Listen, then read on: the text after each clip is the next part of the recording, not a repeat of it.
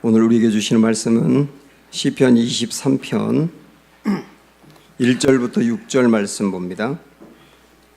네, 우리 한 목소리로 처음부터 끝까지 같이 읽겠습니다. 여호와는 나의 목자시니 내게 부족함이 없으리로다. 그가 나를 푸른 풀밭에 누이시며 쉴 만한 물가로 인도하시는도다. 내 영혼을 소생시키시고 자기 이름을 위하여 의의 길로 인도하시는도다.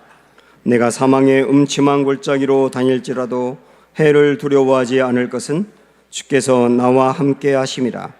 주의 지팡이와 막대기가 나를 안위하시나이다. 주께서 내 원수의 목전에서 내게 상을 차려주시고 기름을 내 머리에 부으셨으니 내 잔이 넘치나이다.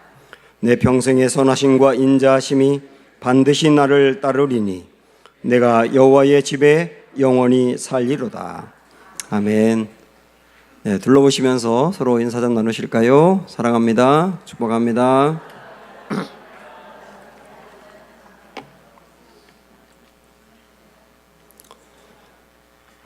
네, 제가 설교하면서 건강 얘기는 잘 안 하거든요. 왜냐하면 TV에서도 우리가 들을 수 있고 인터넷으로도 충분히 알 수 있는 내용이기 때문에 굳이 설교하면서까지 이야기할 필요가 없겠다, 그런 생각을 가지고 있거든요. 오늘은 조금 하겠습니다. 제가 뉴욕 주립대학의 주기환 박사님이 물이 얼마나 중요한지 강의하신 내용을 제가 듣고 그 다음부터 그 강의한 내용대로 제가 물을 잔뜩 마시고 있거든요. 이분의 이야기에 의하면 물은 우리가 먹는 음식에 있는 상당한 영양분을 몸 골고루 이렇게 보내는 역할을 한다고 합니다. 그리고 물을 많이 마시게 되면 면역 기능이 상당히 좋아지게 되고요. 그리고 우리가 음식물을 먹으면 그 음식은 영양분만 있는 게 아니라 노폐물도 있는데 그 노폐물은 몸 밖으로 이렇게 발산해내야 된다 그래요. 하루에 우리가 발산해내야 될 노폐물이 2.7리터 정도가 됩니다. 그 중에 소변으로 1.5리터가 나가고 있고, 호흡을 하면 1리터 정도가 나가고, 그리고 대변과 땀으로 조금 또 나가고, 그렇게 이게 방출이 됩니다. 그런데 물을 많이 마시지 않게 되면 그 안에 있는 노폐물이 몸에 쌓이게 되고요. 그 쌓인 것이 결국은 병이 된다는 거죠. 그래서 물을 많이 마시라고 합니다. 우리 몸 신체 중에 심장에는 암이 없습니다. 여러분도 아마 심장암 걸린 사람 들어본 적이 없을 거예요. 심장은 암이 안 걸립니다. 왜냐하면 거기는 산소가 많기도 하고, 그리고 영양분이 골고루 공급되는 곳이기도 하고, 그리고 하루 종일 펌프질을 하면서 운동을 합니다. 그리고 그 심장 안에 있는 세포는 정식되지 않는 세포이기 때문에 암이 생기지 않게 되겠지요. 근데 그 중에 하나 또 중요한 이유가 뭐냐면 그 안에는 혈액으로 가득 차 있기 때문에, 다시 말하면 물로 가득 차 있기 때문에 그 안에는 암이 생기지 않는다는 거예요. 이 주기환 박사님은 그 이야기를 하면서 실질적으로 자기가 11,000명을 대상으로 암에 걸린 환자와 암에 안 걸린 사람을 이렇게 비교를 해봤더니 물을 많이 마시는 사람치고 암에 걸리는 일이 거의 없더라는 거예요. 그런 얘기를 하면서 물을 잔뜩 드시라고 강조를 합니다. 여기까지만 말씀드릴게요. 하여튼 중요한 거는 물이 얼마나 중요하냐 그 얘기예요. 양들도 물을 많이 마셔야 합니다. 양들 안에는 70%가 수분으로 되어 있기 때문에 이 안에 수분이 부족해지면 상당한 갈증을 느끼게 되고, 그리고 기력을 잃게 되는 일까지 있다는 거예요. 그래서 물을 많이 마시게 되고 물이 부족하면 갈증을 느끼게 됩니다. 문제는 양들은 자기 스스로 물을 찾아 해결할 수가 없다는 거예요. 우리들도 많은 목마름을 가지고 있습니다.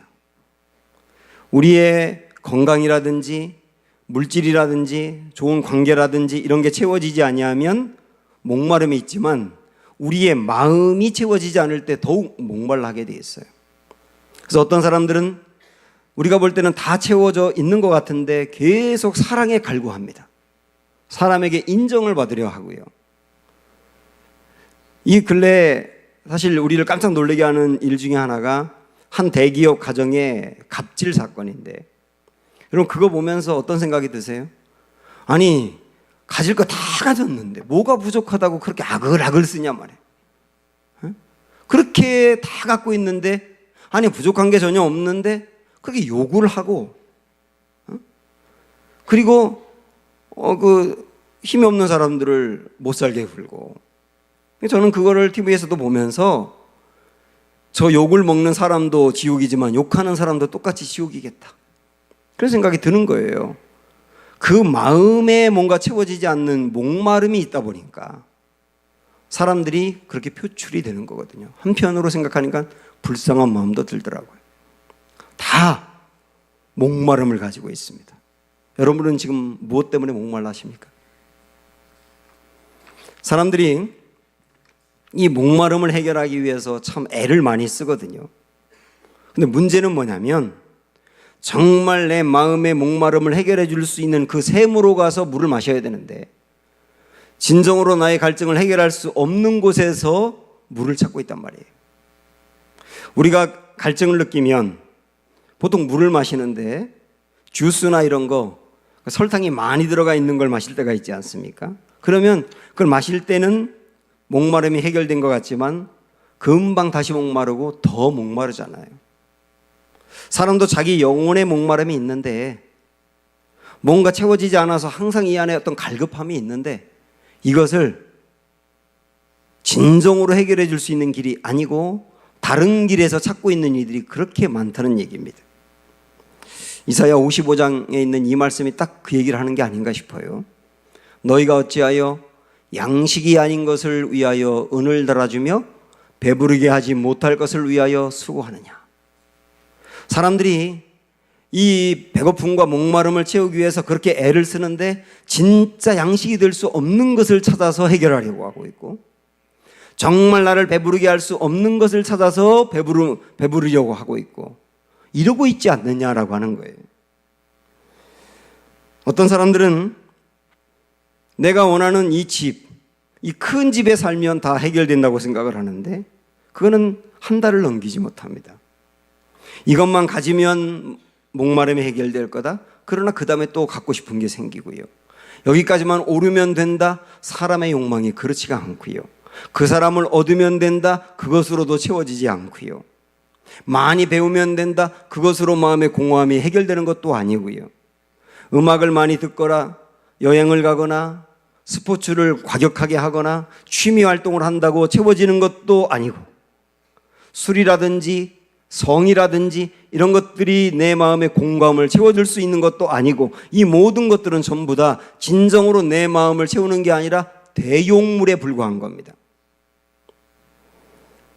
그래서 많은 사람들이 목마름을 채우기 위해서 하는 이 일들을 예레미야 2장에서 이렇게 말하고 있거든요. 보세요. 내 백성이 두 가지 악을 행하였나니 곧 그들이 생수의 근원이 되는 나를 버린 것과, 또 하나는 뭐냐면 스스로 웅덩이를 판 것인데, 그것은 그들이 판 웅덩이는 뭐라고 말하냐면 그 물을 가두지 못할 어떤 웅덩이라고요? 터진 웅덩이라고. 웅덩이에 밑이 터지면 위에서 아무리 부어도 다 내려가고 채워지지가 않는 것처럼, 많은 사람들이 이것도 채우고 이것도 채우고 다 채우고 그러면 내 마음이 만족이 있을까 싶어서 채우는데, 어쩌면 그런 일들이 터진 웅덩이에 물 붓는 격이 아니냐, 그 얘기예요.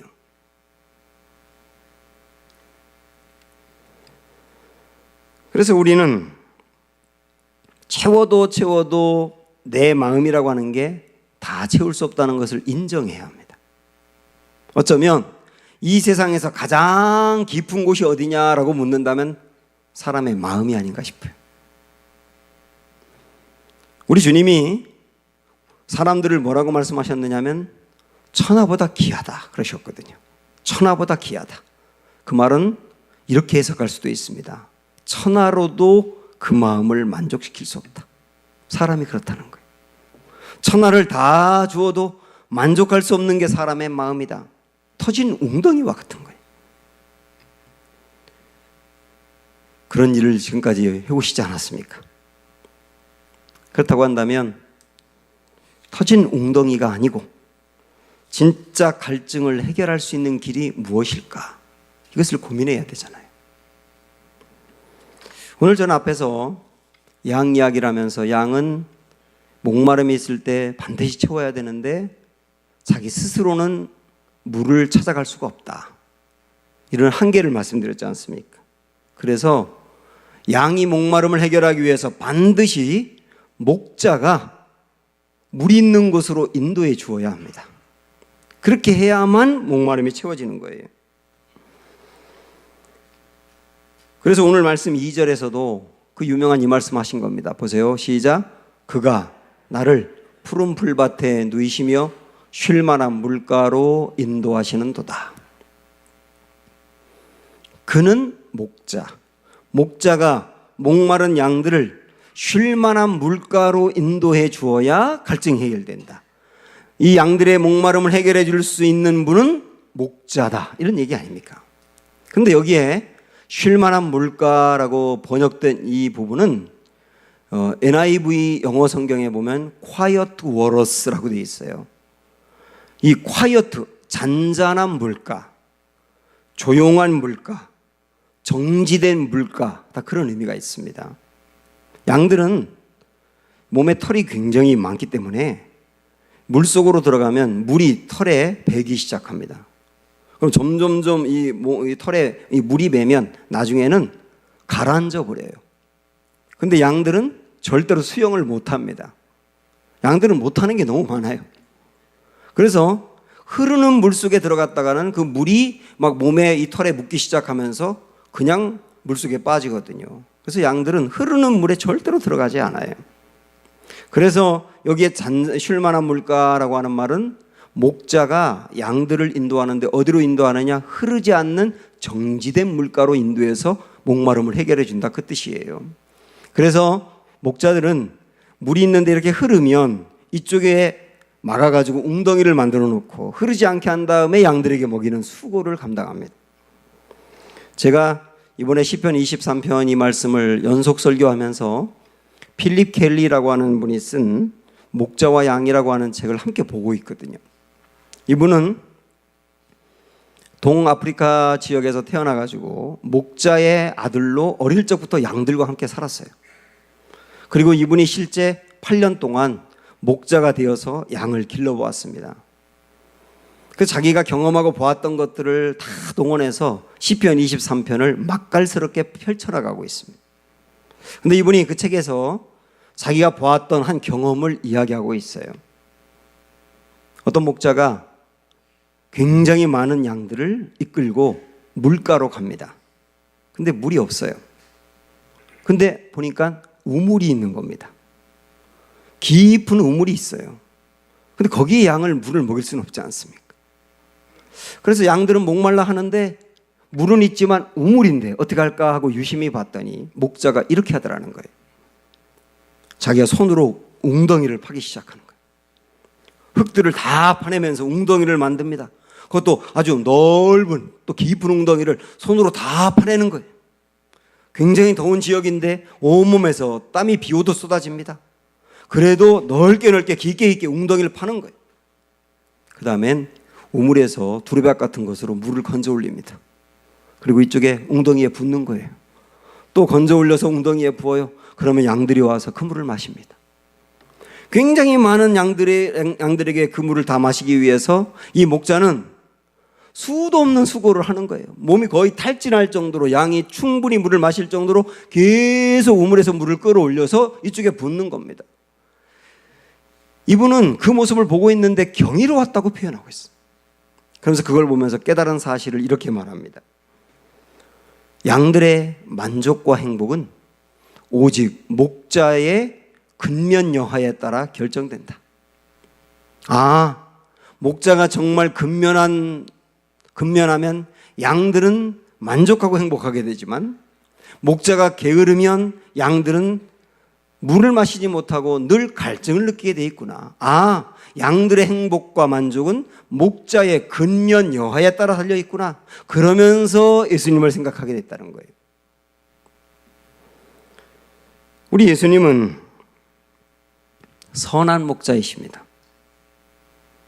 그래서 양들을 위하여 흐르는 물을 막아서 잔잔한 물로 만드는 수고라든지, 물이 없을 때 웅덩이를 파서 물을 길어 올려서 양들을 먹게 하는 것 같은 수고를 감당하신 분이 우리 예수님 아닙니까? 우리 예수님은요, 사마리아의 한 여인이 남편이 6명이나 교체되면서 이 남자하고 살아보고 저 남자하고 살아봤는데 도저히 마음에 만족이 안 되고 행복이 없고, 그래서 계속 남자를 바꿔가면서도 행복을 찾지 못하는 불쌍한 한 여인을 아셨어요. 원래 유다 사람들은 사마리아 사람들과 적대적인 관계로 지내기 때문에 사마리아 지역을 가지 않습니다. 그곳을 가면 사람들로부터 욕을 먹기도 하고 해를 당하기도 하거든요. 근데 우리 예수님은 그 목마름을 갖고 있는 한 여인을 만나기 위해서 일부러 위험을 무릅쓰고 사마리아 지역으로 들어가신 분이에요. 제가 이전에도 말씀드렸지만 우리 예수님은 병자들을 고칠 때 한 번에 다 모아놓고 집회하는 것처럼 말씀을 전한 다음에 여러분 아픈데 손을 대세요. 머리가 아픈 사람 머리에 손을 대고, 목이 아픈 사람 목에 손을 대고, 여기에 병이 있는 사람은 이쪽에 배에 손을 대고, 자, 제가 지금부터 기도합니다. 기도하고 여러분 나았습니다. 이런 식으로 고친 적이 한 번도 없어요. 그 수많은 사람들이 예수님을 찾아올 때 한 명 한 명 일일이 아픈 부위에 손을 대고 정성 다해서 식사할 겨를도 없이 고치신 분이 주님이세요. 어느 날 우리 예수님이 많은 무리들을 모아놓고 설교를 하셨는데, 아침 일찍 모여서 그 설교를 듣기 시작한 사람들은 저녁 때가 될 때까지 자리를 움직이지 않고 꼬박 그 자리에 앉아서 말씀을 듣는 겁니다. 근데 저녁 때가 되었을 때 그때까지 사람들이 아무것도 먹질 못했어요. 허기집니다.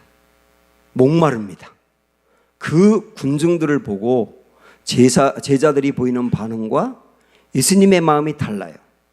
제자들은 뭐라 그러냐면, 주님, 이 사람들 돌려보내서 그들이 스스로 알아서 먹을 걸 해결하라고 하세요. 우리 예수님이 먹을 것까지 주지 않아도 되니까요. 저들이 알아서 해결하라고 하세요. 그게 제자들의 마음이에요. 근데 예수님이 뭐라고 말하냐면, 아니야, 너희가 먹을 것을 줘. 이게 주님의 마음이에요. 우리 주님의 마음은 이들을 그냥 돌려보내면 이들이 아무것도 하루 종일 먹지 못했기 때문에 기력이 쇠할 텐데 내가 어떻게 해서든지 먹여서 보내야 돼. 주님의 마음이더라고요. 저는 이 말씀 묵상하면서 그 주님의 따뜻한 마음이 얼마나 제 마음에 강하게 다가왔는지 몰라요. 그냥 돌려보내면 안 돼. 꼭 먹여서 보내야 돼. 우리가 믿는 주님이 그분이세요. 우리가 안고 있는 여러 가지 많은 문제와 목마름에 대해서도 주님은 한 분 한 분의 그 아픔을 헤아리시며 그 문제를 그냥 두고 보지 아니하며 해결하기 원하시며, 내가 그냥 돌려보낼 수 없다, 어떻게 해서든 돌려보내야 되겠다라고 생각하시는 것이 주님의 마음인 것을 여러분 아셔야 됩니다. 그래서 우리 안에 목마름이 있다고 한다면 진정으로 내 목마름을 채워줄 수 없는 곳에 가서 물을 구하지 마시고, 온전히 내 목마름을 완전하게 해결해 줄 수 있는 주님에게로 나오라. 이게 오늘 말씀의 핵심이에요. 그래서 요한복음 7장 37절에서도, 자 읽어볼게요. 명절 끝날 그 큰 날에 예수께서 서서 외쳐 이르시되 누구든지 목마르거든 내게로 와서 마시라. 누구든지 어떤 이유로 인하여 목마름이 있거든, 오늘 주님이 우리에게도 말씀하시는 거예요. 내게로 와서 마시라. 그러면 어떻게 된다는 거예요? 그 목마름이 진정으로 해결되리라, 그 말입니다. 그래서 아까 우리가 봤던 이사야 55장의 말씀에서도 다시 2절 3절을 연속으로 볼게요. 시작. 너희가 어찌하여 양식이 아닌 것을 위하여 은을 달아주며 배부르게 하지 못할 것을 위하여 수고하느냐. 아까 여기까지 봤지 않습니까? 이어서 그 다음 뭐라고 말씀합니까? 내게 듣고 들을지어다. 너희가 정말 목마른데 해결이 안 되고 있느냐? 우리 주님 뭐라고 말씀하세요? 내게로 와서 듣고 들어라. 그럼 어떻게 된다는 겁니까? 그리하면 너희가 좋은 것을 먹을 것이다. 이어서 또 뭐라고 말씀합니까? 너희 자신들이 기름진 것으로 즐거움을 얻으리라. 그 다음에 또다시 반복해서 말씀하세요. 너희는 귀를 기울이고 내게로 나와 들으라. 그리하면 어떻게 된다고요? 너희의 영혼이 살리라. 이 영혼이 살아야 목마름이 해결되거든요. 영혼이 살리라. 그러면서 끝에 약속합니다. 내가 너희를 위하여 영원한 언약을 맺으리니 곧 다윗에게 허락한 확실한 은혜니라. 너희가 진짜 목마르거든 내게로 와서 마시라. 정말 내 마음에 갈증을 해결해 줄 수 없는 곳에서 물을 찾지 말고 진정으로 나의 영혼을 살릴 수 있는 주님께로 와서 찾아라. 그러면 좋은 것을 먹는다. 그러면 기름진 것으로 즐거움을 얻는다. 그러면 영원히 산다. 이것은 내 이름을 걸고 약속할 수 있는 거다. 지금 그렇게 말씀하시는 거거든요. 목자는 양들을 맑은 물가로 인도합니다. 아주 깨끗한 맑은 물가로 인도한다고요. 그 목자의 당연한 마음이에요. 저도 집에서 강아지를 키우거든요. 근데 강아지에게 물을 줄 때 절대로 수돗물을 주지 않아요. 정수기 물을 줍니다. 그 강아지가 물을 마시는 그 그릇을 저는 깨끗하게 닦고, 왜냐하면 거기 병균이 있을까 싶어서, 그리고 깨끗한 정수기 물로 줍니다. 이해가 안 되시죠? 강아지 키워보면 이해가 됩니다. 내가 키우는 그 강아지를 최대한 맑은 물을 주고 싶어 하는 게 목자의 마음이거든요. 우리 예수님도 목자라서 그 마음이 똑같이 있는 거예요. 그래서 목자들은 양을 기를 때 어디에 맑은 물이 있는지 정보를 다 가지고 있습니다. 그래서 그곳으로 이 양들을 인도해 가는 거예요. 그런데 양들을 맑은 물가로 인도해 가는데 개중에 가다 보면 웅덩이 같은 게 있을 거 아닙니까? 물웅덩이. 그것을 보면 다른 양들은 목자가 가는 대로 따라가는데 양 중에서도 몇몇 그릇된 양들은 그 웅덩이를 만나면 양을 따라가지 않고 그 물을 마시는 거예요. 만약에 그 물이 양들에게 좋은 물이면 목자가 마시게 했겠죠. 그런데도 그 물을 지나치는 것은 그 물은 양들에게 좋은 물이 아니기 때문이에요. 그 물은 더러운 흙탕물일 수도 있고 양들이 계속 밟고 지나간 물이고 지나가면서 똥도 싸고 오줌도 싸가지고 거기에 병균이 너무나 많고 간 디스토마 같은 기생충도 많은 물이기 때문에 물은 물이지만 더러운 물이라서 지나가는 거예요. 주님은 우리의 영혼을 위하여 정말 유익한 곳으로 인도하시거든요. 그래서 때로는 내 목마름을 해결해 줄 것만 같은 그런 물을 만났을 때도 그게 진짜 나의 영혼에 유익이 안 된다면 주님은 지나가시는 거예요. 그런데 그릇된 사람들은 그게 나의 영혼의 물을 해결해 줄까 봐, 이 갈증을 해결해 줄까 봐 그걸 마시는 거예요. 근데 양들이 그런 물을 마시게 되면 당장은 갈증을 해결할지 모르지만 나중에 병에 걸리거든요. 그처럼 우리도 진짜 영혼에 안식을 주고 만족을 주는 물이 아니라 주님이 인도하는 대로 가지 아니하고 내 마음대로 내 목마름을 해결하려고 하다 보면 당장은 갈증을 해결할지 몰라도 나중에 반드시 문제가 생기는 거예요.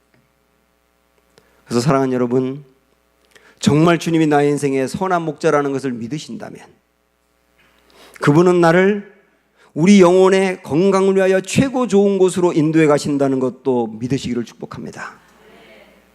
잠깐 내 눈앞에 있는 좋은 곳에 만족하려 하지 마시고 주님이 인도하는 대로 가면 되는 거예요.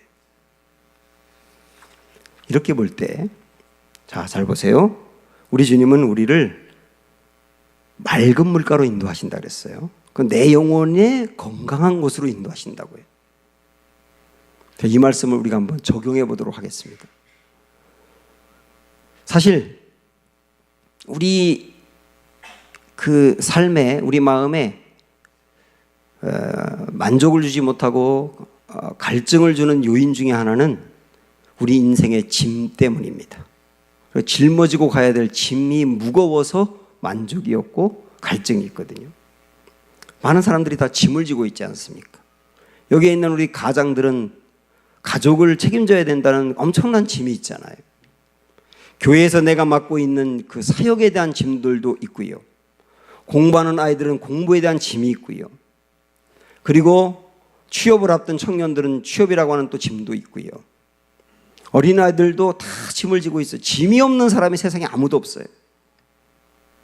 자, 그러면 주님은 이 짐을 어떻게 해결해 가시는가? 다시 말하면 짐 때문에 생긴 내 마음의 목마름을 우리 주님은 어떻게 해결하시는가? 이 해결의 길을 성경에서 찾아야 됩니다. 우리가 잘 알고 있는 마태복음 11장 28절부터 자, 이 말씀을 보겠는데요. 스크린에 나오지만 여러분 성경을 좀 같이 저와 따라가셔도 좋겠습니다. 자, 인생의 짐을 만난 사람들, 그 사람들에게 주님이 뭐라고 말씀하시느냐면 11장 28절 말씀. 다시 보세요. 시작. 수고하고 무거운 짐진 자들아 다 내게로 오라. 내가 너희를 쉬게 하리라. 우리 주님이 아주 명쾌하게 말씀하는 게 뭐냐면 무겁고 수고한 짐을 진 자들이 있느냐? 내게로 오라. 주님께로 오기만 하면 주님이 쉬게 하겠다. 그 짐에서 벗어나게 하겠다. 이런 말씀처럼 들리지 않아요? 이 말씀 참 은혜가 됩니다. 그런데 그 다음 29절을 보면 고민에 빠져요. 자, 29절 뭐라고 말씀했냐면 나는 마음이 온유하고 겸손하니 나의 멍에를 메고 내게 배우라. 그리하면 너희 마음이 쉼을 얻으리니. 여기 보세요. 분명히 주님은 내게로 오라. 내가 그럼 너희를 쉬게 해줄게. 그렇게 말씀했는데 그 다음 절 보니까 멍에를 메래요. 그러니까 멍에와 쉼은 반대 개념이지 않습니까? 멍에가 없어야 쉬는 거잖아요. 아니 근데 내게로 와라. 내가 너희 쉬게 해줄게. 그리고 그 다음 하시는 말씀이 뭐냐면 멍에를 매. 그거 쉬라는 거예요? 말라는 거예요? 응? 이상하잖아요. 멍에가 없어야 쉬는데 쉬게 해주겠다고 하면서 멍에를 매래요. 더 이상한 것은 그 다음에 뭐라고 되어 있냐면 끝에 보면 그리하면 너희 마음이 쉼을 얻으리니. 아, 멍에를 메어야 쉰다는 거예요. 멍에를 매야 쉰다는 거예요. 진짜 쉬는 것은 멍에를 매야 쉰다. 자, 이게 무슨 말씀일까? 생각을 하셔야 되거든요. 이 말씀을 보면 가만히 보면 우리가 인생의 짐이 있는데 이 인생의 짐을 우리 주님이 주님께로 가기만 하면 다 벗겨준다 그런 의미는 아니에요. 물론 우리 주님은 내 영혼에 해가 되는 짐이라고 한다면 분명히 벗겨주실 거예요. 그 짐을 짊어짐으로 말미암아 내가 영혼이 더 피폐해지고 더 주님에게서 멀어진다 그러면 그 짐은 분명히 해결해 주실 거예요. 근데 주님은 우리가 지고 있는 모든 짐을 다 해결해 주는 게 아니라는 겁니다. 멍에를 메게 한다는 말은 그 짐을 그대로 메게 한다는 거예요. 그런데 그 짐을 메는데 마음에 쉼을 준대요. 이건 또 어떻게 이해를 해야 되느냐? 여기 중요한 게 중간에 있는 내게 배우라거든요. 내게 배우라. 내가 너희에게 멍에를 메라고 했다. 그 멍에를 메고 배우라. 배우라는 말은 다시 말하면 멍에가 짐이라고 한다면 짐지는 법을 배우라예요. 짐지는 법을 배우라. 우리 주님은 내가 안고 있는 모든 짐을 다 벗겨주는 것이 아니라 어떤 짐은 벗겨주지만 어떤 짐은 남겨둔다 그랬어요. 근데 남겨주는 그 짐에 대해서 뭐라고 말씀한다고요? 짐지는 법을 배우라 해요. 그러면 30절에 뭐라고 말씀했냐면 내가 너에게 매게 하는 그 짐은 쉽고 또 그 다음 뭐라고 그랬어요? 가볍다. 쉽고 가볍다. 주님이 내게 매게 하는 짐이 있는데 그 짐을 내가 여전히 매일 때 매는 방법을 배우면 그 짐이 쉽고 가볍다 이 말이에요. 그래서 이 말씀을 제가 이 문구로 한번 정리를 해보겠습니다. 짐 자체가 가벼운 게 아니라 짐을 지는 태도 때문에 가벼운 것이다.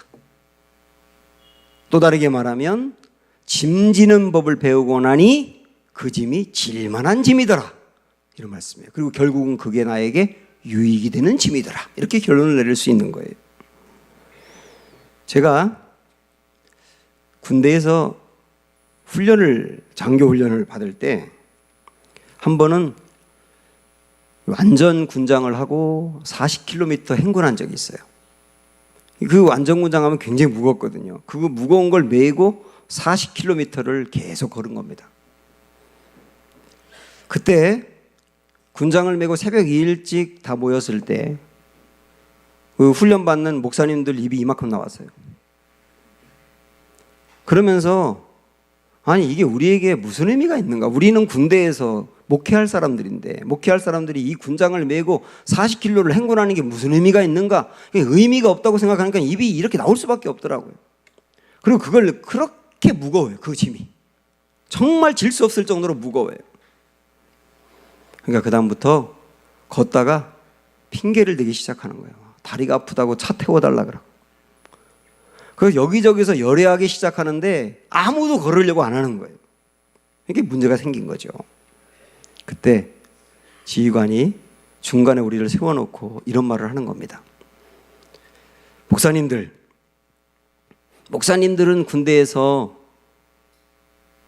목회하실 분들이기 때문에 이 무거운 걸 메고 행군하는 게 의미가 없을 수 있어요.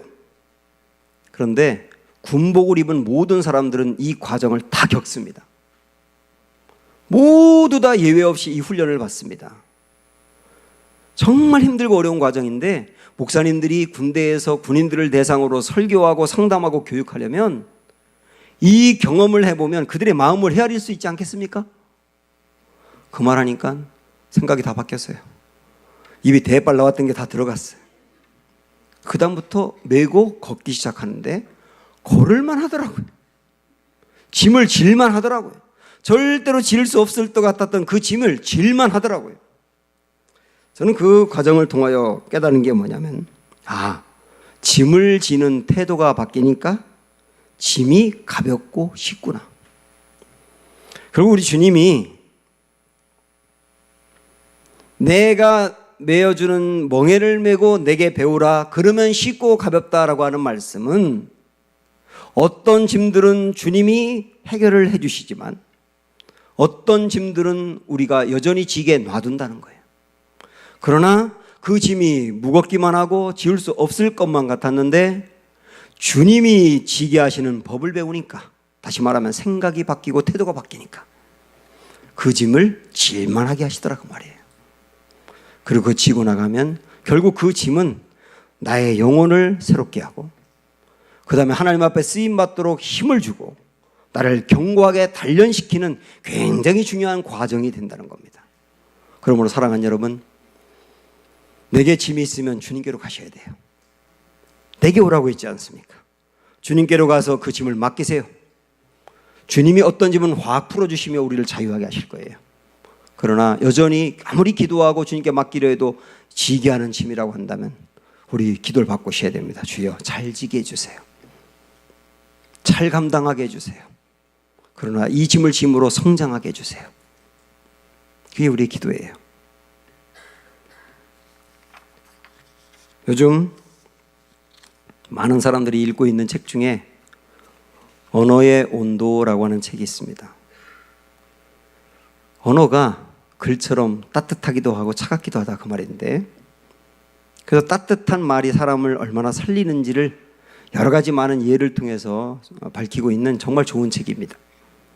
근데 그 책에 이런 이야기가 나옵니다. 저자가 대학생 때 사찰에 간 적이 있대요.